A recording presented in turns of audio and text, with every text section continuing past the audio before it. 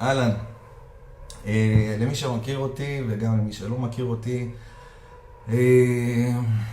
לי קוראים יונתן, אני בן 30. אני עושה את הסרטון הזה בעצם כי נשבר לי הזין. אני נמצא בטינדר, אני נמצא באוקיי קיופיד, וכבר המון זמן שאני לא מצליח להכיר בחורה נורמלית, כי כל העסק הזה לא עובד. אז אני עכשיו בעצם פונה פה לכל מי שרואה פה ברשת, לנצל את הכוח הזה שקיים ברשת כדי להכיר את הבחורה הנכונה. אז אם את רואה את זה במקרה, תגיד לי, כמה פעמים אמרתי לך?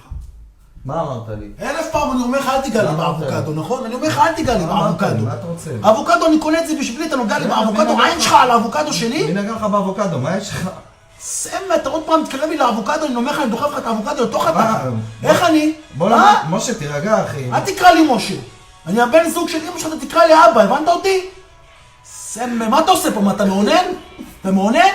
מה זה זה? מה זכרת על זה? די, תעזוב אותי, מה אתה רוצה? מה זה? מה זה כל השטויות האלה? של מה זה? זה סתם, אני עושה סרטון. זה אתה מעונן ומסתכלים עליך שאתה מעונן? סתם עושה סרטון. למה אתה לא קורא לי שאתה מעונן? די משה, תעזוב אותי. לא משה, תקרא לי אבא, אני אומר לך, אני אזיין את אמא שלך ואותך, תקרא לי אבא. סמק. בסדר. למה אתה מעונן? דבר איתי. מעונן לי, קוחה לי את האבוקדו ומעונן לי.